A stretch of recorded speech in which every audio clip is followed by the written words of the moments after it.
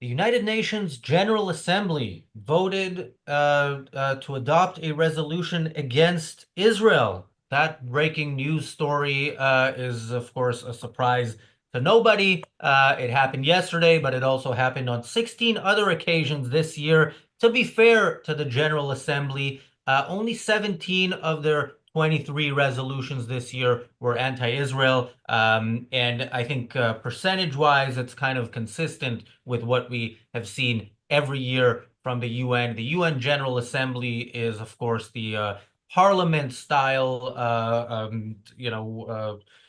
group where every country in the UN has a vote. And of course, no matter no matter who votes for what, if you have enough votes, people can say, as they often do in cases like this, look, the whole world, is on one side. So the whole world is wrong and you're right. Yes, and of course, the correct answer to that is absolutely yes. Dictators of the world are on one side, unfortunately, with some Western countries in this case, and they are wrong no matter how many people are on that side, they are still wrong. Let's quickly look at what exactly it was. So this was a resolution seeking an International Court of Justice opinion on Israel's obligations over aid to the Palestinians, specifically in the context of Israel's recent law against UNRWA, which we've talked about on this channel. It's kind of one of those things that like much of what Israel has done over the last 14 months, I think is a step in the right direction, but not a big enough step in the right direction. So UNRWA can still operate in Gaza and in the West Bank. It just will be banned from Israel, which is, you know, better, but again, not great. By the way, this General Assembly resolution was proposed by Norway. Norway, a country that at the beginning of this year, when the stories came out about UNRWA teachers celebrating on October 7th, about UNRWA employees being involved in October 7th, about the really extensive involvement of UNRWA directly and indirectly in October 7th and in terrorism in general. And many countries decided to stop funding. Some of them started again, but many countries decided to stop funding UNRWA, at least while they look into it. Norway said, oh, your people participated in October 7th. You celebrated it. You are educating people you're bringing kids up to be terrorists. We will double your money. That was Norway's response. And so this is not inconsistent with what we can expect from Norway. It's not inconsistent with what we can expect from the UN, but it's also, as everything these people do, not immune from us calling them out on what they are and what they do. Welcome to the reality show. I'm joined by Robert Van Dortmund, first time on the reality show, and Marco and Richard. And before I go to the panelists, let me just thank Granny Rose. Yesterday at the very end of the show, we were wrapping up. There was a super chat that we managed to catch right before we went off the air, but then there were two super chats by Granny Rose, each of them for $100, which we didn't catch. So thank you very much, Granny Rose, for those two super chats. Unlike UNRWA, we don't have hundreds of millions of dollars or billions flowing in from governments around the world, and we are funded by our members and our super chatters. So thank you for that. And we have a few super chats already on this show. We will get to them after the first round of our panel's comments. Robert, your first thoughts on this latest of the UN's show of force and where they stand on the Middle East. Thank you, Razi. As you say, it is not really a surprise to see what the UN resolutions, have been in the past, and here's another one. I think there's a little bit of good news, maybe, that the number of states that voted against Israel was Yeah, quite a lot less than it was in the previous resolution. But it also shows you, if you just look at the history of these resolutions and the content, it just shows you that it's a charade, right? It is something that is taken seriously only because of the numbers and the quantity, and people can say, look, the whole world is against Israel. We already knew that, by the way, but the number of countries that were voting against this resolution was higher than the previous ones, and it I don't know what you can really say about these. It's just a, as I say, it's a charade. It shows in the history of the UN and the resolutions and the people who were heading the human, the human resources or the human company, how committees, and it's just it's to me it's really a joke. But unfortunately, I don't know how to how to counter these kind of things. You can try to point out to the facts about what's really going on, or what is true or what is not true. And the same is true for this Court of Justice in The Hague. That was just, you know, blaming or accusing Netanyahu. And if you look at what was said there, I mean, there is no substantial evidence. The only evidence that they gave for war crimes that he was supposed, or Israel was supposed to have given, is that it was not proportional, that the number of people in Gaza were killed compared to the number of Israeli soldiers. And if that is your yardstick, then it's an interesting thing, and but people pick on it, and people use it as a talking point and say, this is. But all we can do is just, you know, point out how ridiculous in fact it is. Sorry Yeah. for being long.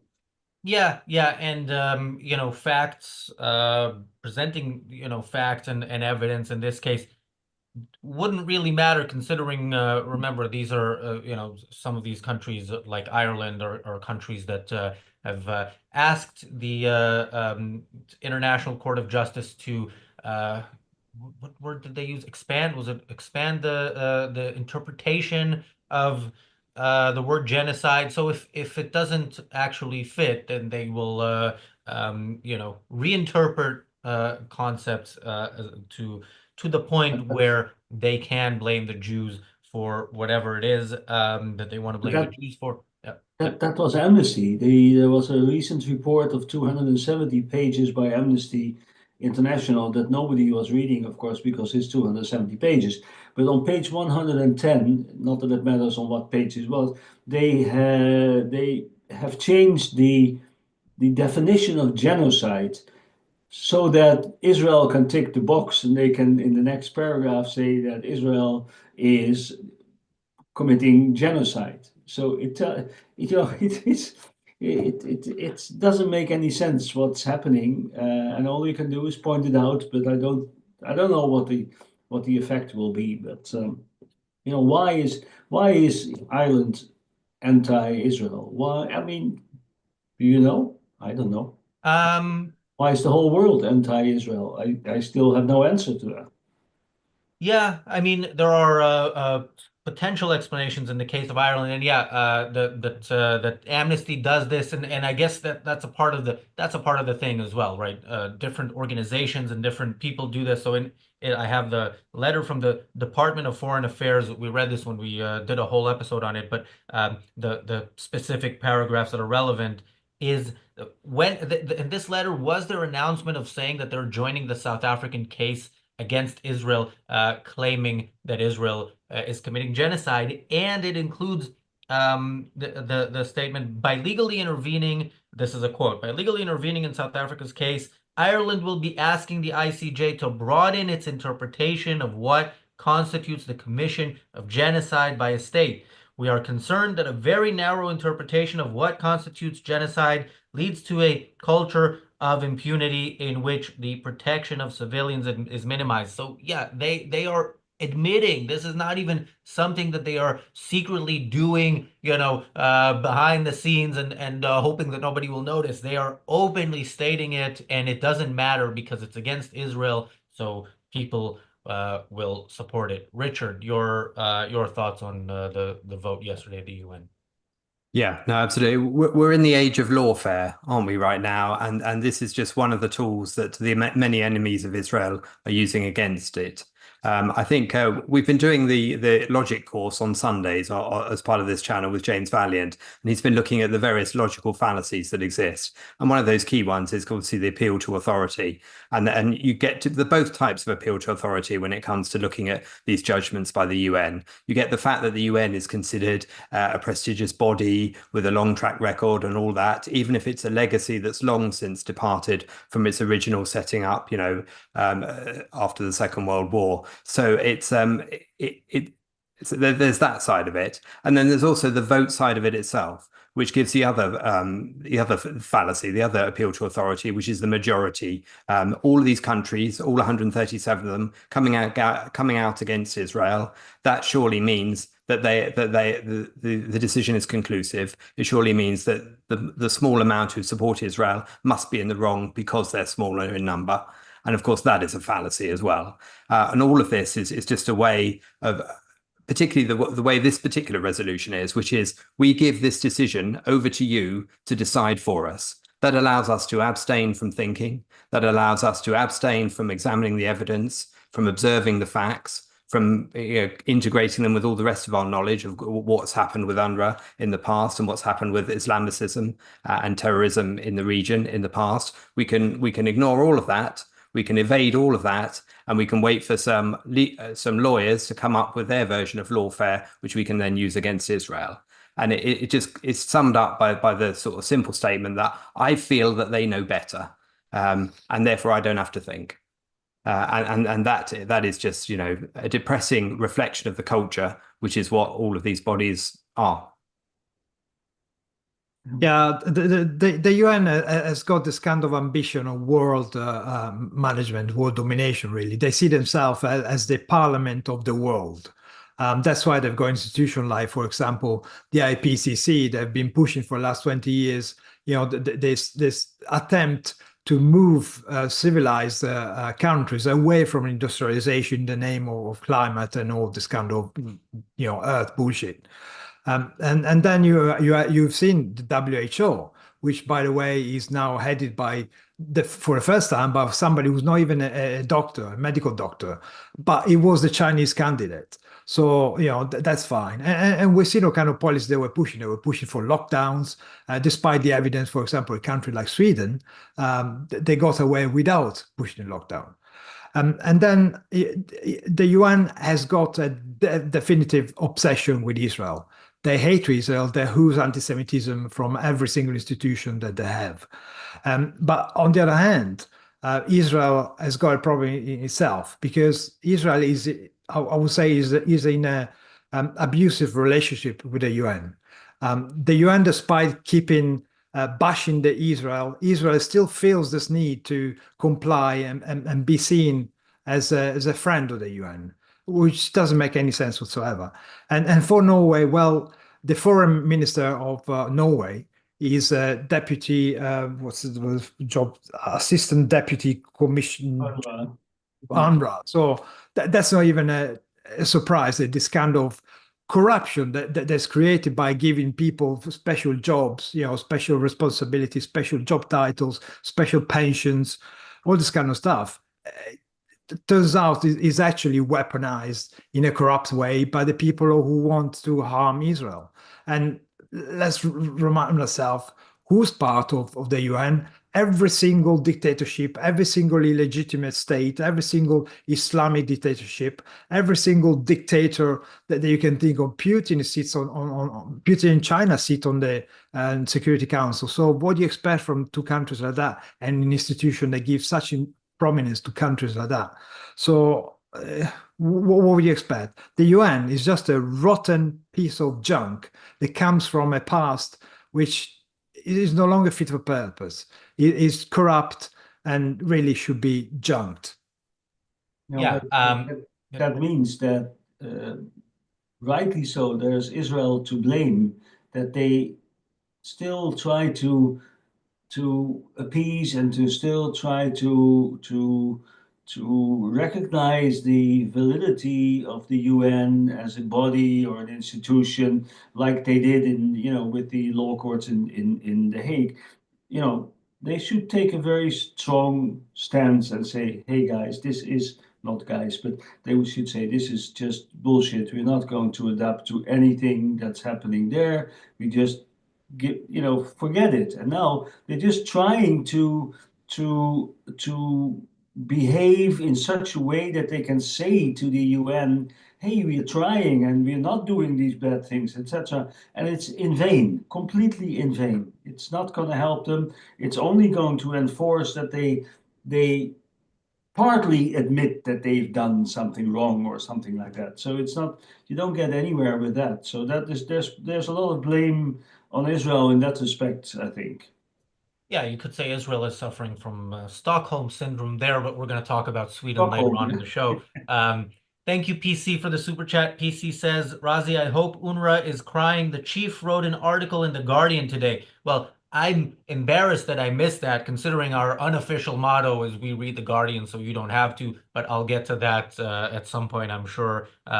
Thank you, Knows Too Much, for the super chat. Knows Too Much says, it's no coincidence that immoral hypocrites who apply insane double standards on Jews and Israel just so happen to also be the worst people on the planet. And thank you, Knows Too Much, for another super chat. Knows Too Much says, but sadly, most people will not care so long as it doesn't affect them directly and will only learn it the hard way when it turns back on them.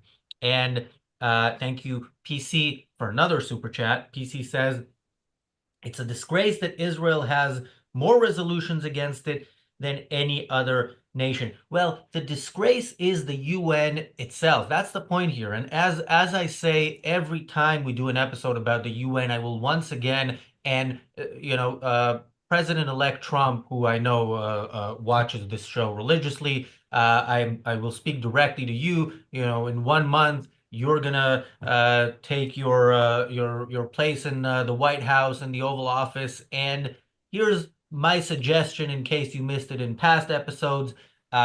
First of all, that building in Manhattan, as a building, it's very nice. It's prime real estate. So yeah, keep the building, kick out everybody. And my recommendation to the United Nations is there is an empty building that Aero Hotel in Pyongyang has been sitting there for decades. It is the perfect place to relocate the UN to. The US should leave, Israel should leave, and all these countries can vote 100 times a day about how the Jews are responsible for everything from North Korean communism not working to Arab culture being backwards and whatever they want, but they won't do it with American money and on American soil. So consider my suggestion. It is you can have that for free if you would like to take that piece of advice. I want to quickly go to to But look the at US some of is the. paying. I mean, the US is supporting and is paying the majority of like everything in the world, by the way. The US is just paying for all these things big time, right? So it's amazing that they support something that evil for they are seen as the big beneficiaries of the world, and they pay US taxpayer money big time to the UN. I mean, isn't that ridiculous? Yeah, it's completely ridiculous, and it's like a quarter of the budget I think comes from the Come from the U.S., which US. is you know yeah, proportionately it makes no sense. I was going to name the countries Right. that voted with Israel, the 12 countries, but I can't find it right now. Off the top of my head, obviously Israel voted against this resolution, as did the US. the notable countries, there are many countries that vote with Israel in the Pacific, like Micronesia, maybe Nauru. I don't remember if they were one of the countries in this case. Fiji? No. Anyway, countries in the Pacific, but in Europe, the Czech Republic voted with Israel on this, as did Hungary. Now, Hungary is hasn't been improving recently, like in terms of their leadership. They're not the kind of country whose example you want to follow. But the problem with Hungary is their authoritarian leader and leadership.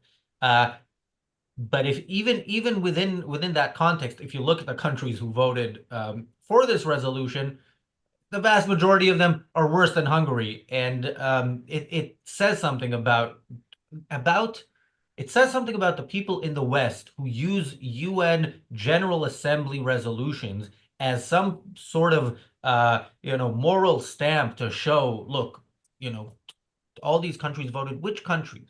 North Korea, Iran, Saudi Arabia, countries that you would never want to set foot in, let alone live under their regime. Yet you are happily, waving the flag of whatever they're saying, as long as it is anti-Israel. Robert. It's a shame they are part of it, even in this whole, I have the whole list of this. So if you want to have the list, I got it here. But anyway, go ahead. Actually, yeah. Do you want to tell us then who the 12 that voted with Israel are? Just so, yeah, I had a point to make about that as well. Okay. I start at Argentina. Then we have Czechia, Fuji, Hungary, Israel, of course, Micronesia, Palau, Papua New Guinea, Paraguay, Tonga, and of course the United States of America. Those are the countries. Yeah, so Argentina, of course, is a country that generally is, doing good things in the past year. But even when you look at the countries that voted with Israel, I mean, this doesn't make sense. It doesn't make sense that it matters what Micronesia says, as much as I love the fact that they have been voting with Israel consistently forever. It doesn't make sense. We don't need Micronesia's approval, even when we have it, any more than we need North Korea's approval when we don't have it. Israel doesn't need the approval of any country to defend itself, and when it comes to diplomacy, it should consider the opinions of countries to the extent that this is a way that the country tells you who they are and just how you should deal with them in general. Richard. Yeah, absolutely. And I think well, you said at the end of the Daily Objective that all four of us were born in different countries, and I was born here in the UK. So I ought to speak probably about Britain and how they voted. And quite honestly, that's a depressing job to have to do, because normally I'm criticizing Britain for abstaining in many of these votes, but for not even for abstaining repeatedly rather than following the US lead and the moral lead when it comes to these votes against Israel. And here we've taken a step worse and we've gone against the vote. We're in favor of the vote, but we've gone against Israel, or that Britain has, and that is a sad indictment of where Britain is right now in terms of its leadership, in terms of who's running the country, in terms of the Foreign Office, David Lammy and his attitude towards Israel, the fact that we were so quick to refund UNRWA in the first place, despite all of the proven allegations for participating on October the 7th for so many of its staff. And of course, all of the evidence of tunnels and infrastructure and the teaching within schools, all of that was not sufficient for Britain to come out in Israel's favor, let alone the events of October the 7th itself, which really should have been sufficient.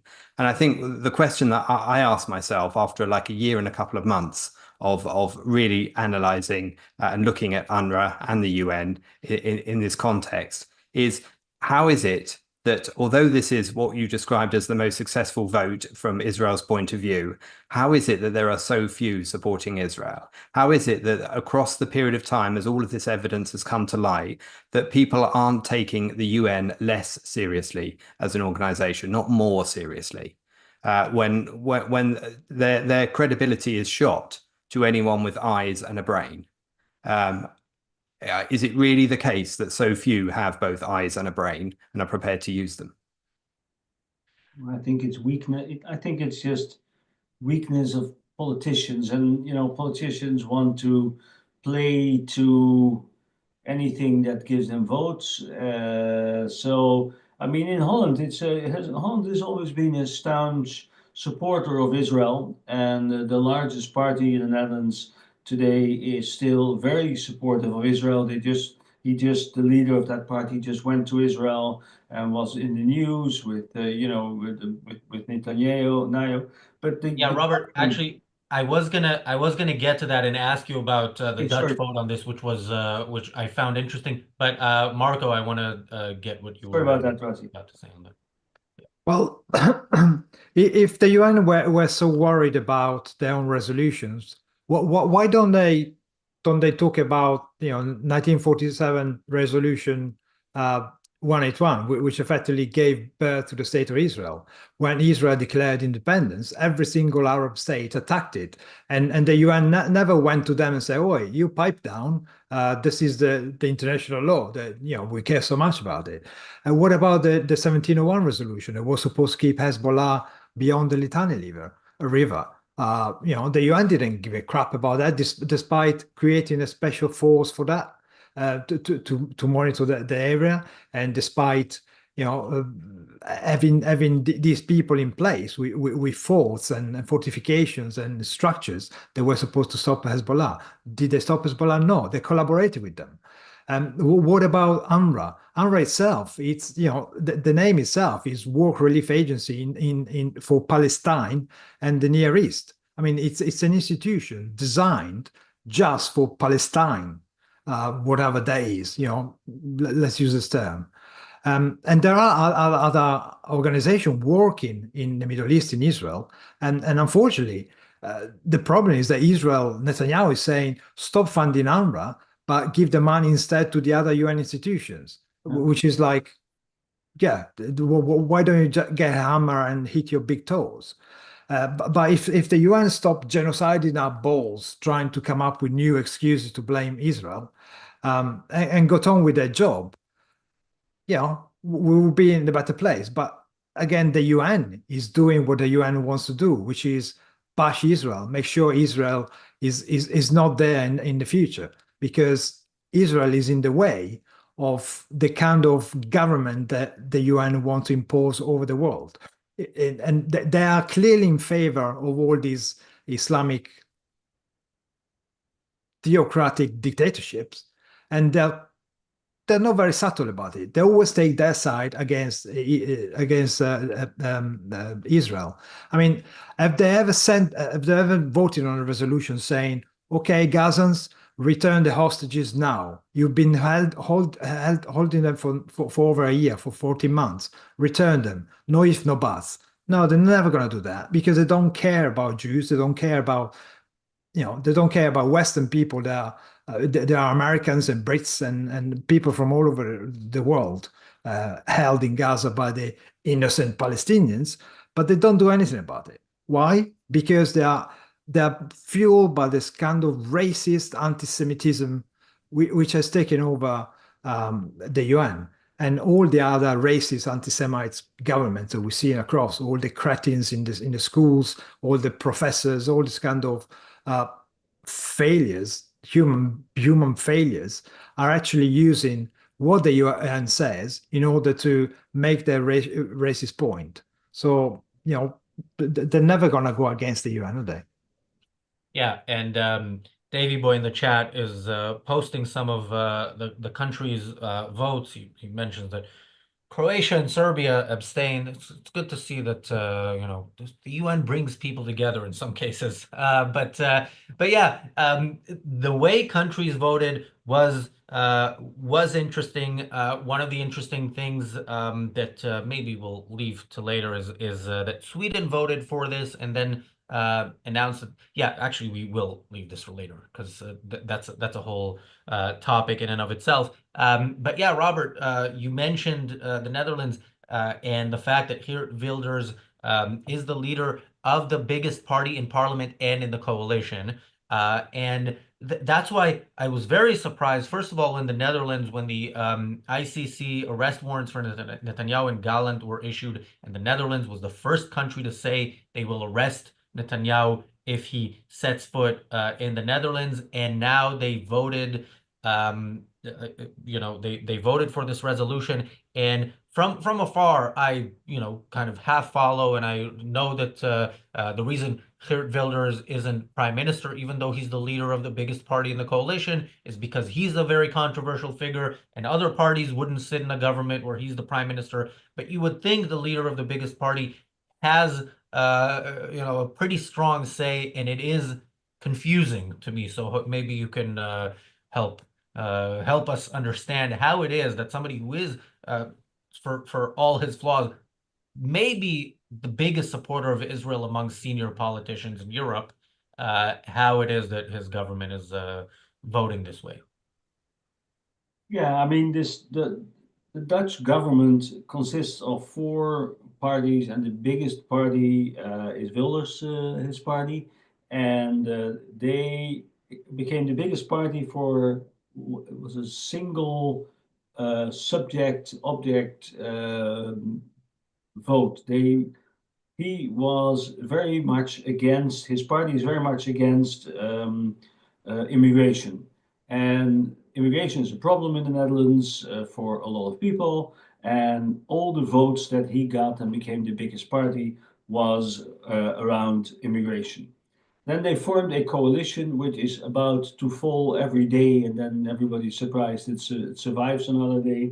It's a very strange coalition. All the four leaders are not part of the government. They are just, separate, and they are in the parliament, but they are not part of the coalition. And Wilders has always been a controversial person, and people think he's crazy or whatever, but he is just doing his own thing. He goes his own way, and he's a very strong supporter of Israel, and he shows that. But of course, the mainstream in the Netherlands says he's crazy and this is insane that the biggest party is doing this, but there's nothing they can do about it.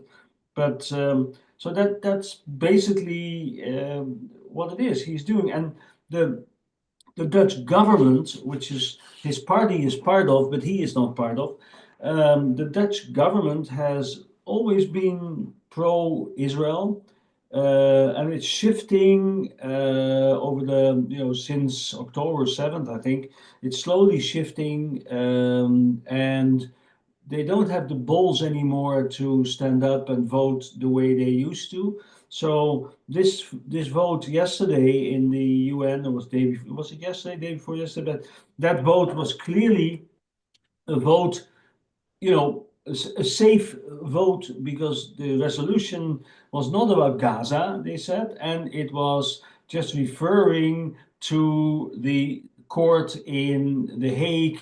So they didn't have to give their own opinion. All they had to do was to say, well, we give it to lawyers in this international court, and then we'll see what comes out of it. So it was really cowardice and chickening out of that. And if you ask the Dutch government, are you supportive of Israel? They still say, the government says, yes, we are supportive of Israel. However, we think that they kill too many people in Gaza and they're overreacting and blah, blah, blah. And they just trying to wiggle their way out. But it's, I think it's courageous that Wilders is showing this kind of support, but he's laughed at in the Netherlands mostly. But I think it's courageous that he does that. It's puzzling, and the coalition, the other parties in the coalition who do not support Israel as much as he does, are really upset, and it's one of the things that they are upset about. And there's many of them. But, Yeah, they would probably say Israel has a right to defend itself, but yeah, something like that. And I think you mentioned in when you joined me for the Daily Objective last month after the pogrom in Amsterdam, you mentioned that if there was an election now, that he would like to get more seats than he already has. So It's now because the coalition is not really doing anything that they promised they would do, that now for the first time you see that the polls are showing that his support is waning a little bit. So you know they need a big boost, and the big boost will be that the parliament will, or the coalition will agree on stronger immigration laws, because that's the only thing that matters to Wilders and to the voters of Wilders. So if they show that, then, but a month ago, he now has 35 out of the 150 seats or something. And, you know, if it would be a month ago, it would be 45 probably. So it's interesting. It's crazy dynamics. yeah. Politics is crazy dynamics anyway. I mean, it's so opportunistic and so unprincipled. There's no spine. There's nothing. So let me go back to this Sweden issue, and just generally with how Israel is tackling this. So Sweden has said that it will stop funding UNRWA and will try to fund humanitarian aid to the Palestinians in other ways. And you would think that's just as bad, but or maybe not just as bad, but bad, still bad. But that is what Israel is asking, and that is what Israel is asking of the UN. So Israel is still not just in the UN, but very much wanting to work with the UN. The fact that, you know, UN people actually slaughter Jews means that the agency from which those people came, Israel is a bit less eager to work with, but they are still fully, you know, saying, yeah, we should help the Palestinians, we should, you know, fund them, and so on. Yeah, Richard, to what extent is Israel causing itself damage when it goes into these situations with the UN and so on? To a huge extent, because it's not answering on principle, is it? It's treating it as one organization, we switch to another organization, then the principle is different. No, the principle is the same. You shouldn't be giving humanitarian aid to your enemy until they rescind the ideology which caused October the 7th in the first place and return the hostages. I mean, everybody requires funding. We do. And it's probably a good point for me to mention the fact that we're very pleased to have funding for this episode of the reality show from our sponsor, Jim Brown, and his new book, A Black Hole in Economics, Money Creation and Its Consequences. Let me just read you a review from one of the readers. This book explodes off the page. Jim Brown tears down the impenetrable shell around banks and money creation to reveal the surprising story around money, credit, and the financial institutions we unthinkingly trust. Deeply researched and passionately argued, A Black Hole in Economics succeeds as both a textbook and a guide. The payoff is actionable ideas to thrive even amid a rocky financial future. So I absolutely thoroughly recommend this book, and I should point out that all the royalties from A Black Hole in Economics go to support the Ayn Rand Centre UK. So please consider buying a copy, and it's available on Amazon for you to do so. Can I just say that was such a beautiful transition into the ad? You know, I grew up watching television, and there would be a commercial break, and it would be like this abrupt ending. I didn't even see that coming, and I knew an ad read was coming. So well done. Continue. Thank you. And yeah, so returning to Sweden there, so it really doesn't, it really makes no difference whether you switch to the World Food Programme or any other body to supply the food to the people of Gaza until they've rescinded their ideology. That is the absolute crucial part of this. And I did want to also mention again, further to what I said about Britain and its position in terms of this vote as well, because different to Holland, as we were just talking about, we have a single party with a big majority, and yet that makes no difference here. They are still pandering to the Islamists, you know, across the world. Quite honestly, in our election in June, 5 MPs who stood purely on a independent pro-Gaza platform, anti-Jewish platform, essentially, were elected into Parliament. They are very aware of that element.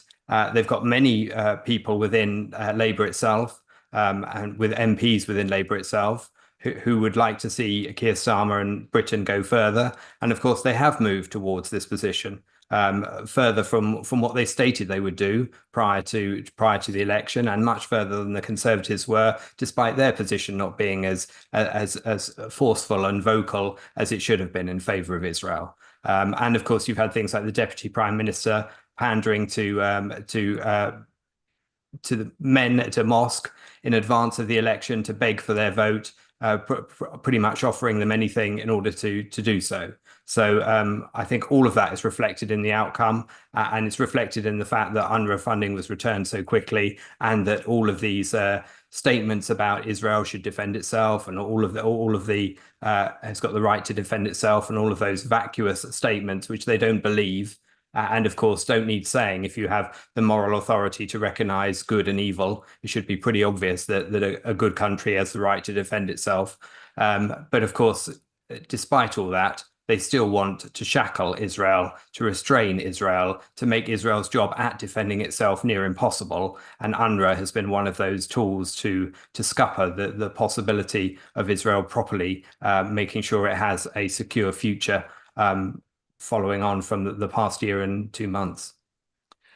And going back to Israel harming itself, it's what Ayn Rand called the sanction of the victim. Effectively, Israel is pandering to the UN lovers up there, trying to gain their favor by saying, "Oh, we comply, we what the UN tell us to do," and at the same time, by doing that, they give ammunition to the UN to bash Israel even more. I mean, the UN is not shy in using its own institutions like ICC or ICJ, or even loosely related institutions, in order to bash Israel, in order to make it impossible for Israel to protect its own citizens. And after all, Israel has been attacked by the Gazans, by Hamas, on October 7th. So Israel is defending itself, and at the same time feeding the very people who are still holding its own citizens. And this kind of schizophrenic behavior from Israel, on one side, doing a very good job militarily by pounding Hamas, destroying Hezbollah, bashing the Houthis, putting Iran to a certain extent back in its box. And then when it comes to these bureaucratic paper pushers, they totally give up. They totally surrender to the international law, and they seem to do everything that goes against their own interest, despite the fact that they've shown times and times again that UNRWA employees were involved in October 7 itself. They were involved in providing weapons and supplies to Hamas as a part, working part of Hamas, and at the same time as the World Central Kitchens had Hamas and October 7 people who took part of October 7 among the people. But this kind of evidence, even if it's out there available to anyone to see, is ignored constantly by the UN, who doesn't care about facts, because facts get in the way of anti-Semitism. Yeah, I mean, it's not just ignored. When an UNRWA terrorist gets killed and Israel shows footage of him from October 7th murdering, then they condemn it and say that mention this as another victim of the war that they think should end. I want to very quickly address a point that Nastasia asked in the chat about can UNRWA, basically, if UNRWA can't operate in Gaza and Judea and Samaria, what is the official role of UNRWA in East Jerusalem, which is a very good question that I don't have the answer to, but East Jerusalem is part of what the UN will tell you is occupied, but Israel has annexed it. People there, are Israeli, and it is officially from Israel's perspective a part of Israel, yet they have allowed UNRWA to operate there historically. It's an interesting question. I know what answer I would like to be the truth. I'm not sure it is, but we can look into it and get back to you. Robert. Yeah, just reacting. I think that the support of Israel for the UN and its institutions is a far bigger blow to everything that they're doing. I mean, it's much worse, and it puts in the shadow. I mean, yes, they have the best, maybe the best army in the world, and they can do, there's no way they can, if they want to, they can crush, I think, Gaza, Hamas in a week, and they should have done that maybe in the week after October 7th, just like the world opinion should have reacted on October 7th in the same way they now are reacting against Israel. It would have been over in a week. But I mean, the morality of the support to Israel, to the UN by Israel is overshadowing by far everything that they achieve on with Hezbollah or with Hamas. It's very, very damaging, really, and it's very hard for you, me, for everybody to stand up against the UN and say the kind of things that we honestly say and we mean. If Israel itself is trying to comply with what the UN is doing in every object, and if they are supportive of sending food and a lot of money to their enemies, I mean, can you imagine having a war where that's happening? That is damaging much more than anything else that's out there.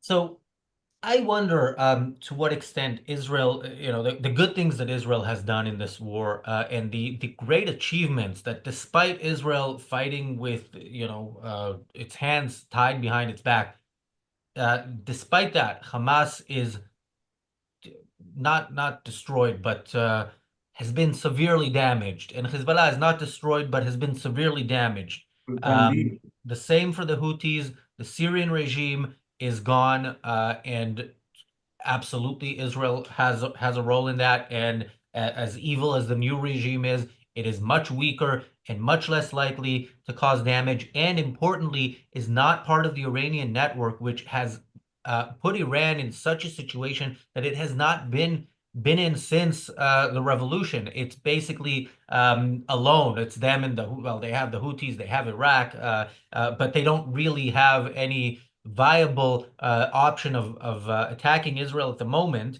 And we saw this, and we talked about this last week, that Biden gave this speech saying, how great it is that the Syrian regime is gone, and this is because Hezbollah is damaged and so on, and this is because of Israel's actions with the was it unflagging support? Was that the word used?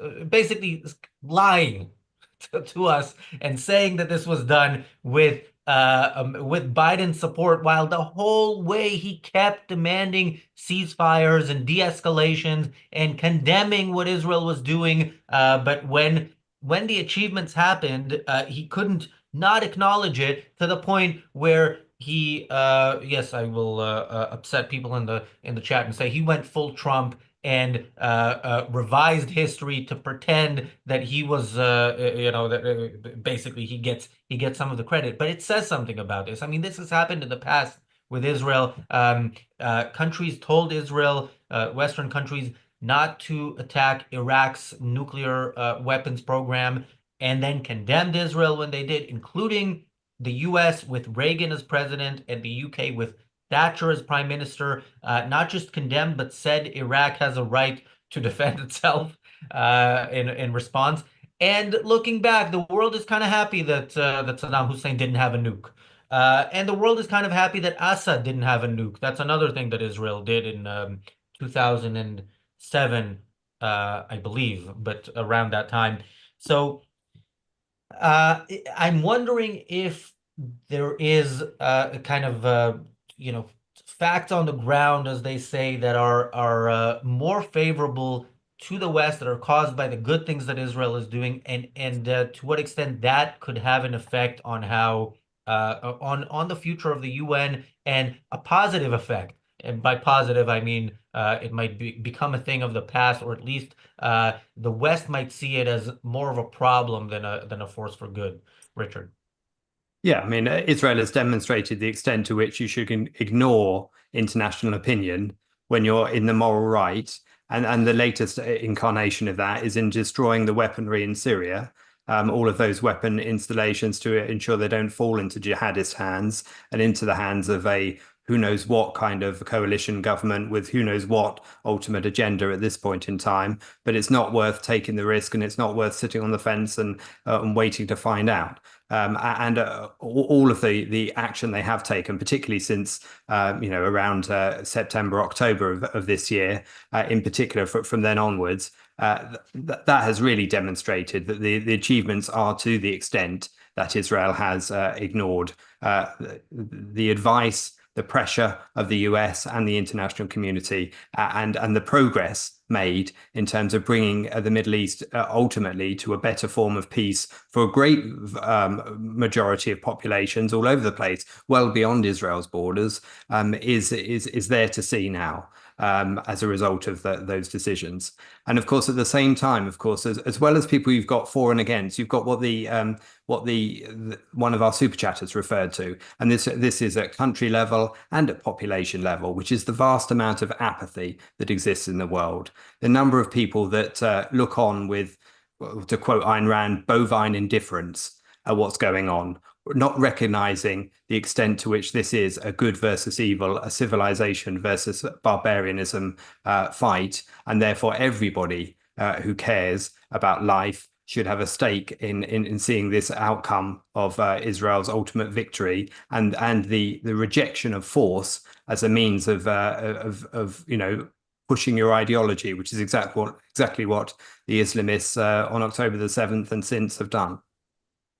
Yeah, I think I agree with you. Also, that it's the first time actually that Israel is not giving in to the pressure to stop the war. All the 4 wars we had before, they gave in too soon, too quickly, and there was a kind of a negotiations about, the peace or whatever. Never was peace. It was only buying time for the next one to come. This is the first time I think that Israel stood up, and I think that the fact that Biden is saying these things that Razi was referring to, he's just chickening out. And I think I'm not a pro-Trump guy in general, but I think for the Middle East, I think it will give the momentum, at least in support of Israel. And with all the weakness now with Hezbollah, with Hamas, with Iran, there is a chance. And I don't know who said it, but there's and I have some hope that in Iran, the population and the people will stand up and get support from the West, so that maybe end the regime in Iran. That would be the best that could happen with Trump's support, maybe in that region. Marco. Yeah, the only problem that the clock is ticking, isn't it? Even today, there was another report from I think the International Agency for Nuclear Atomic Energy or something, that they're actually saying that Iran is very close to have enough stockpile and enough uranium to create a weapon. So yes, we're lucky that in this particular phase in history, we had a lame duck president who was lame duck even at the height of his mandate. But towards the end of his term, Biden has been easy to ignore by Israel, who was able to push on.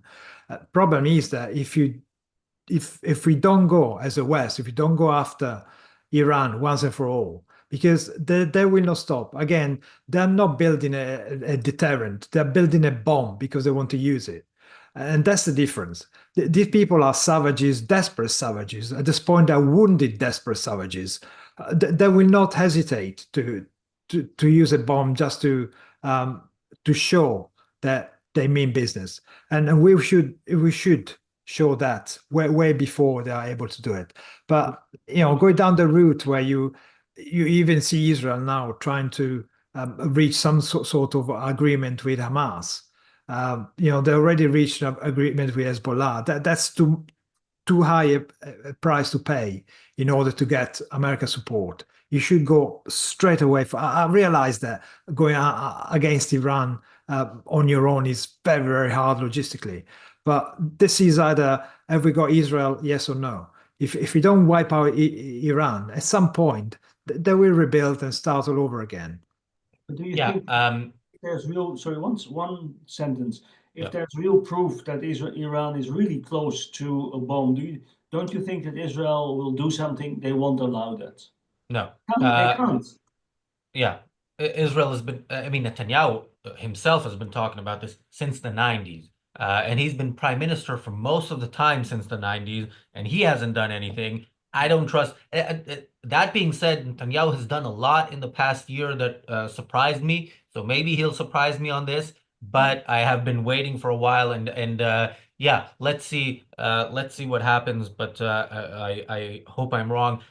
We're out of time. We did start a bit late, so maybe we'll take a couple of minutes just to quickly say I see that there's some discussion of memory in the chat. I will completely agree with the people who are saying people should check out Memory, the Middle East Media Research Institute. You know, when you want to know what people in the Middle East, in the Arab world, so-called Palestinians are actually saying, you could, you know, you have choices. You could listen to Owen Jones, who tells us that when people say from the river to the sea, Palestine will be free, what they mean is that they want one country that's a democracy and everybody has an equal vote.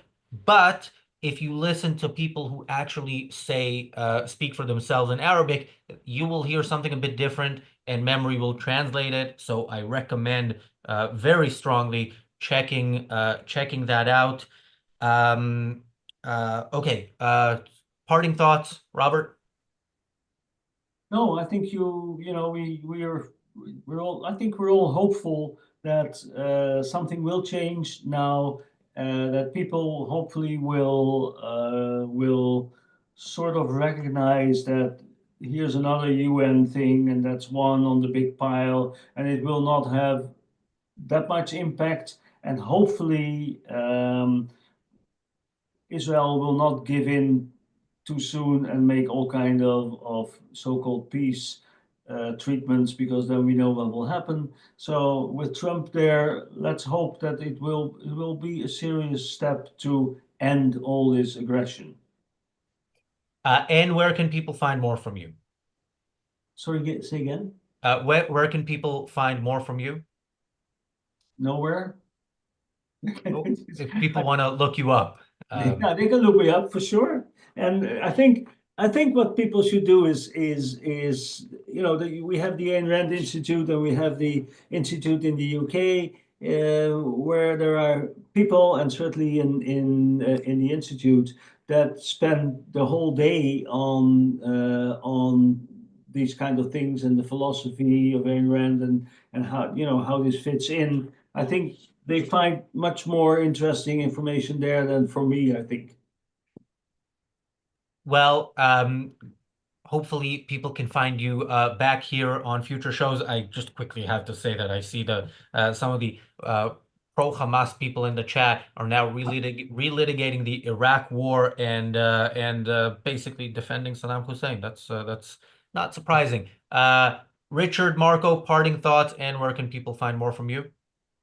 I'll just mention the fact that obviously each one of us is an individual, and I'm talking to the audience here as well. And we may not have seats on the UN, but we do have an opportunity in the conversations we have with people to speak up for Israel, to speak up for why you should speak up for Israel. And it's not for religious reasons. It's for the fact that they're standing to defend against the barbarianism, to defend civilization. And you shouldn't let your silence indicate that you hold a different view. You hold a view that is shared by even the majority of these countries on the UN General Assembly.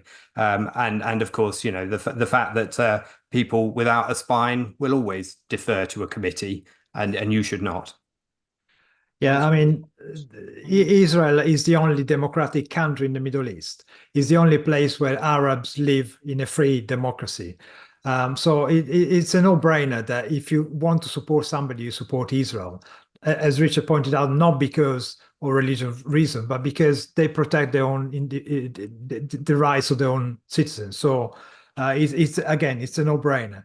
But if you prefer a society where people are slave of a god and people are denigrated or chased like a pogroms in Amsterdam because they're Jews, well, then, support the Palestinians. Go ahead. No, but I think what I think is a very good point is that maybe we should try to point people more to the barbarism and what these countries and those organizations, Hezbollah, Hamas, Iran, what they are standing for, rather than talk about Israel, but just try to expose what these people, what kind of world these people want to achieve, what they want to do to us, to everybody else. If, regardless of Israel, this is what they want. And Israel is an easy victim for them, they think, but it's a very difficult victim. But what is the barbarism that these countries they really want to put over you? I mean, anybody would see that is, if the focus is there, nobody can support that. I think unless you're idiots, but that I like that shift in focus a little bit. And Richard, Marco, where can people find more from you?